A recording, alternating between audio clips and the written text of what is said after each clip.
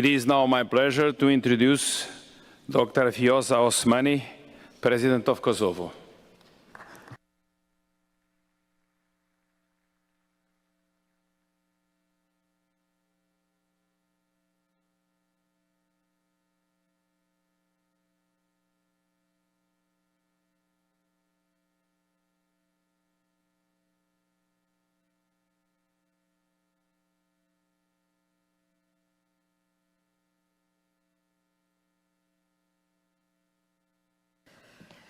Good morning, everyone. Mr. President of the NATO Parliamentary Assembly, honorable members of the Parliamentary Assembly, ladies and gentlemen. These past 3 days have not just reminded us, but they've made it crystal clear that the Euro-Atlantic Alliance is the backbone of our collective security, our stability, as well as our future.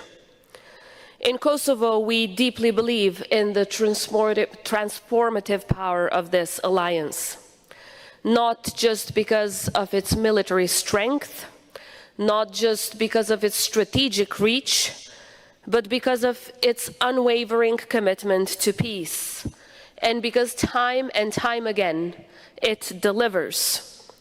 It delivered for my country in 1999, and it continues to this day.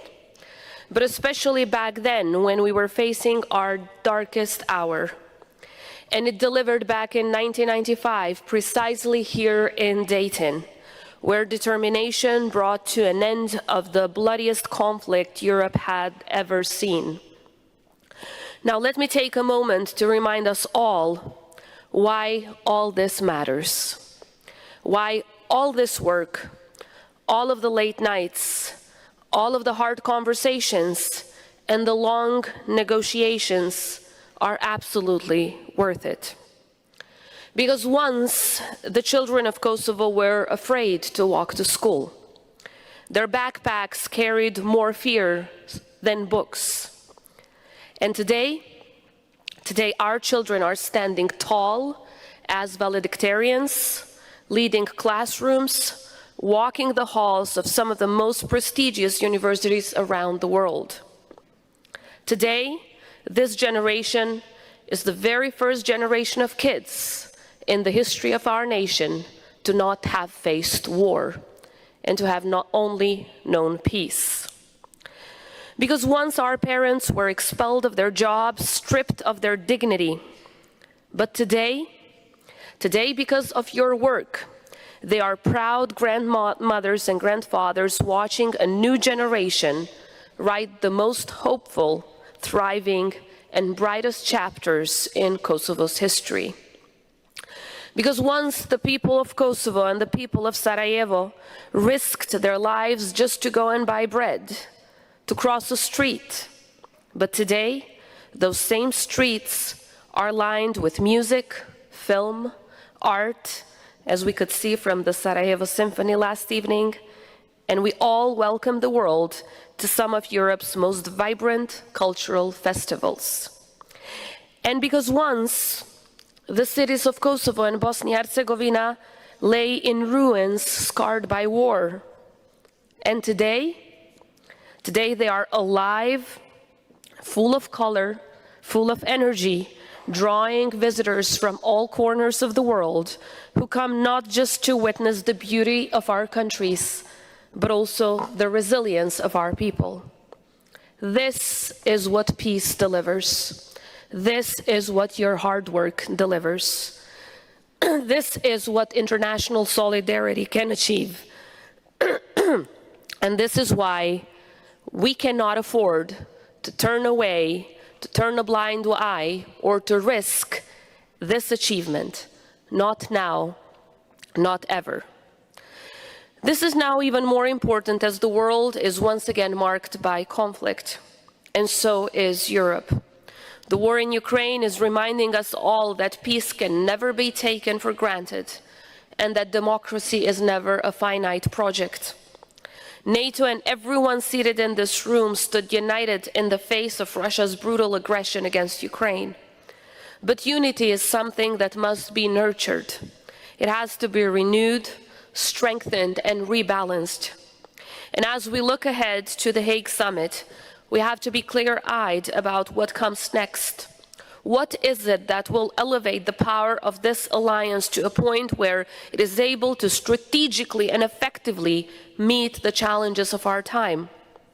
Kosovo is already doing its part by spending 2% of its GDP in defense, and in the next few years, we're aiming to double that. Because being able to defend our hard-won peace is one of our most important missions. And it is now up to NATO to open its doors to partners like Kosovo, who has long been contributing to defending our shared values at the benefit of global security. So the same way that our beautiful flag is standing right there through our membership in the NATO Parliamentary Assembly, I do hope that the same will happen when it comes to membership in the NATO alliance. Dear colleagues, the road to peace is never easy. We've learned it the hard way. But we once again need renewed commitment, determination, and unwavering ambition. Because how the war in Ukraine ends will define the world our children inherit. It is our responsibility to ensure that world is one where strength defends peace, not power for its own sake. And if there's one lesson we've learned from history, is that aggression should never be rewarded. Aggressors should never be rewarded. Just and lasting peace is the only resolution that upholds the rules-based international order. But before I close, I must say this. Peace is never just the silence of guns. It is the will to live together, not apart. And today that peace is at risk from individuals who would rather break a country than build one. From those who still glorify war criminals from Milosevic's regime and those who dance on Putin's tune. From ideologies that belong to the past and not to the future that we are trying to shape together. This is not a local issue. This is existential for Bosnia-Herzegovina, for Kosovo, for the entire Balkans, for Europe and the world. We must not wait for another crisis in order to act. Because in the Balkans, when the world looks away, history has a way of repeating its darkest chapters. Unfortunately, the work of sustainable and long-lasting peace is not done yet. But it will be done if we work together with one another. It is up to our generation to be the guarantors of peace, because there is nothing and no mission more noble than making sure that our kids never have to go through what we had to go through. Thank you very much.